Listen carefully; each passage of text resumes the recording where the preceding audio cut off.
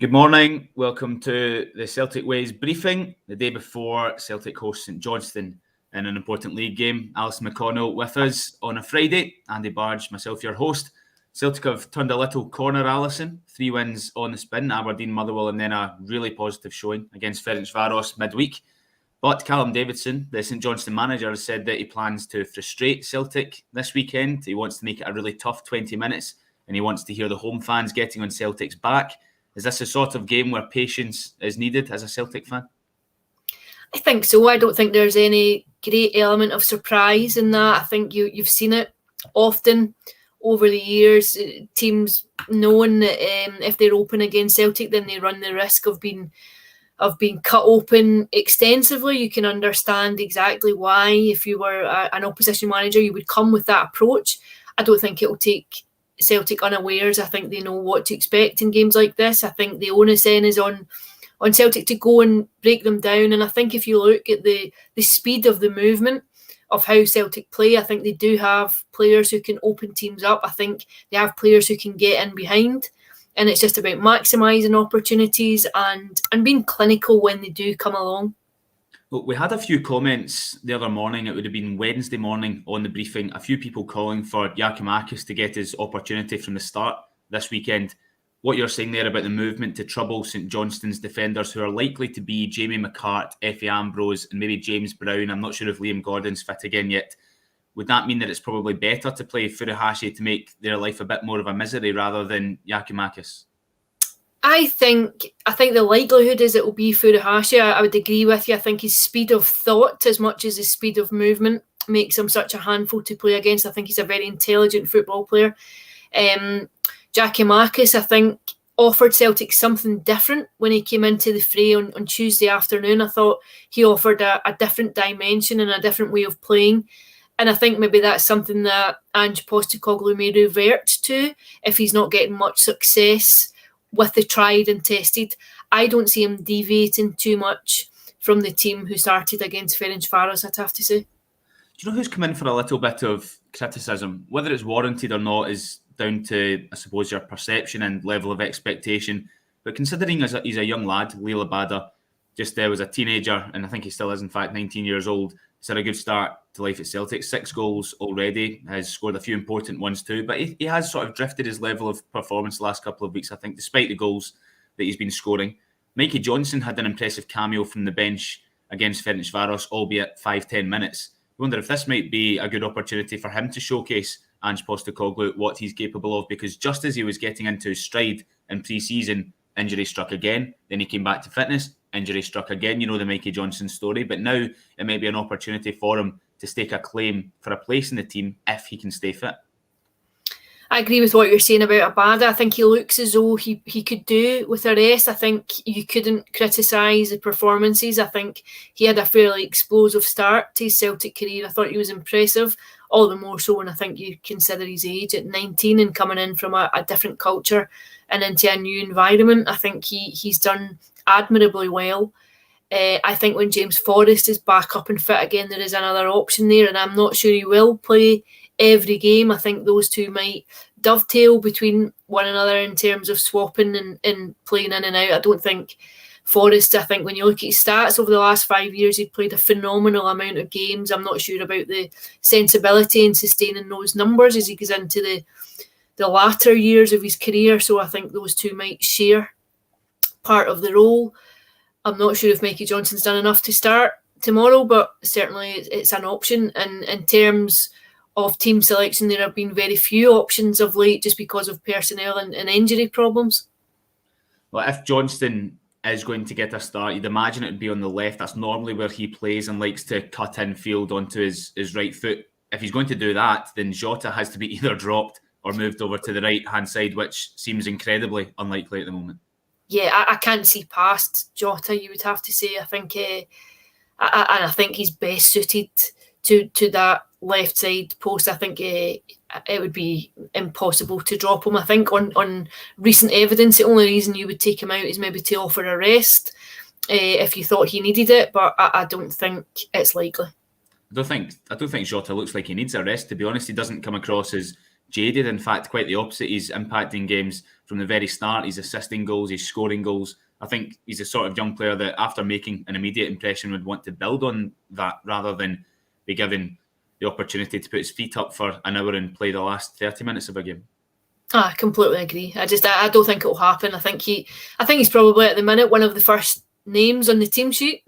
Jota and Furuhashi have been so key to this mini revival that we've seen in the last few games. I think the combination between the two of them has been impressive. The understanding that's beginning to emerge has been notable. Yeah, I can't see past either of the two of them starting. Well, Ferencváros played with a 3 at the back the other night, and Jota profited really quite nicely from it. St Johnstone have been doing the same for the most part this term, and they don't have the same defence every week as they had last season. Jason Kerr has moved on to Wigan. He's not actually even getting much of a game down there, sadly. Liam Gordon, who was alongside him for the whole of last season, has been injured recently, so Jamie McCart is the only one. And then Effie Ambrose and probably James Brown alongside him. But if St Johnstone play with the 3, you would expect them maybe to have seen the way that Celtic were operating against Ferencváros the other night and maybe try and nullify that in some way.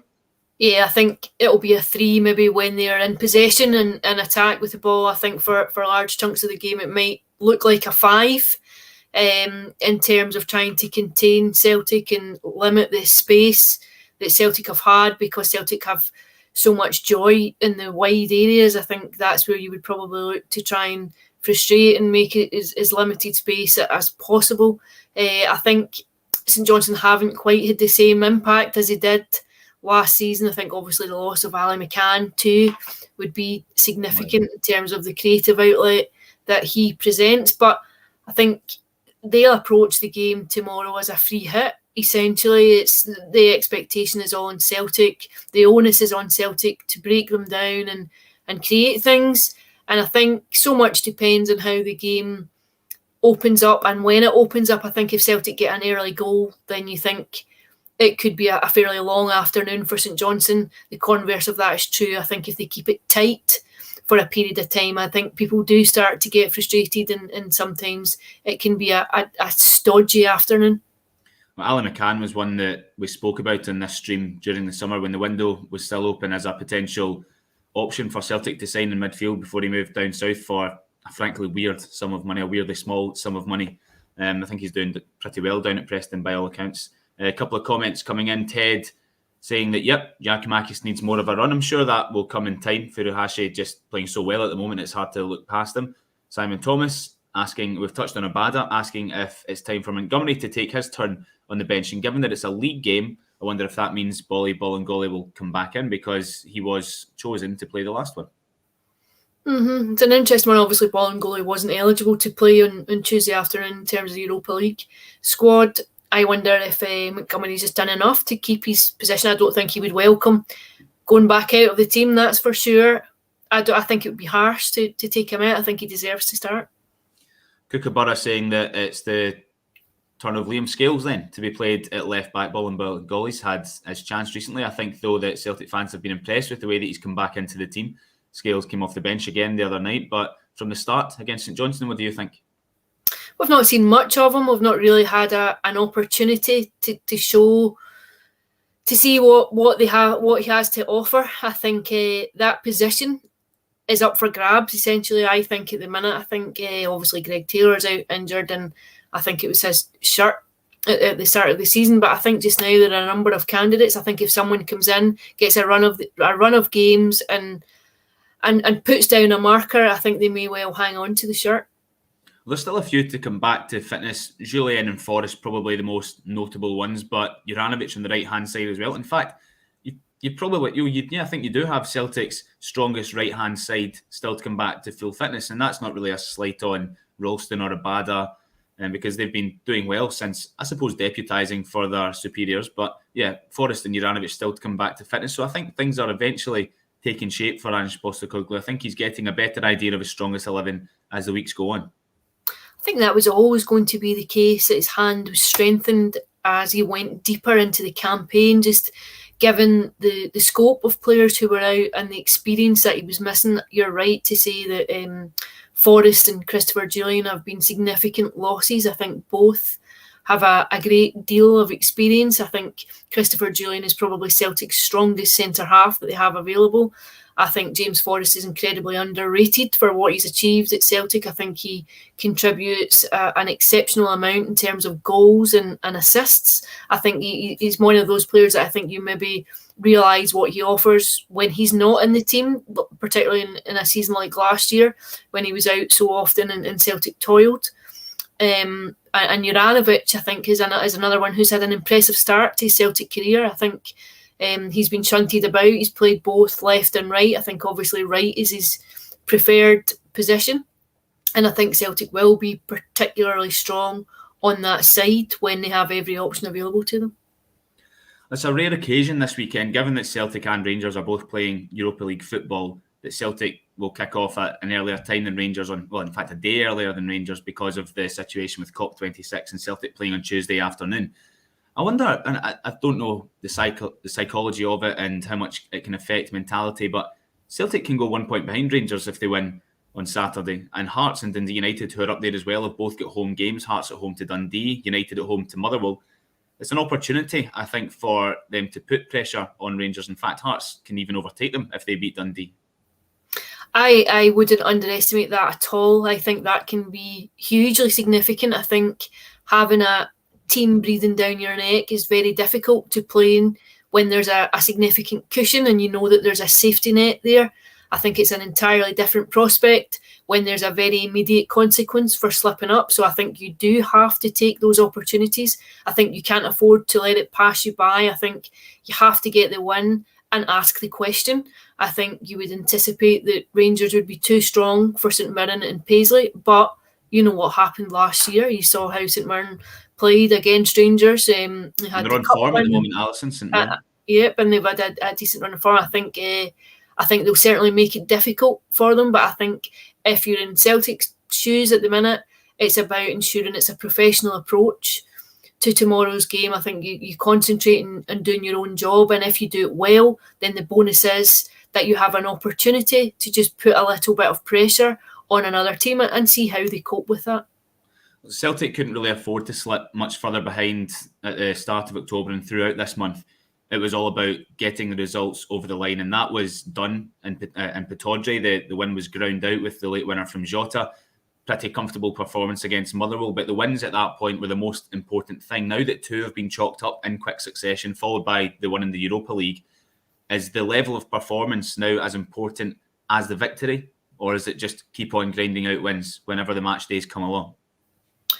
For me, I would say right now it's about winning. I think Celtic need to build up a head of steam. I think they badly need some momentum. I also think in terms of confidence, a decent run of form then gives you the platform to go and play well. I think if you look after one, the other tends to follow. But I think just now the priority would probably be in ensuring that you're winning at all costs. I don't think you can still afford to slip further. I think you've when you consider that there have been 3 league defeats, Celtic are in a position that's better than it could have been. It could have already looked very different.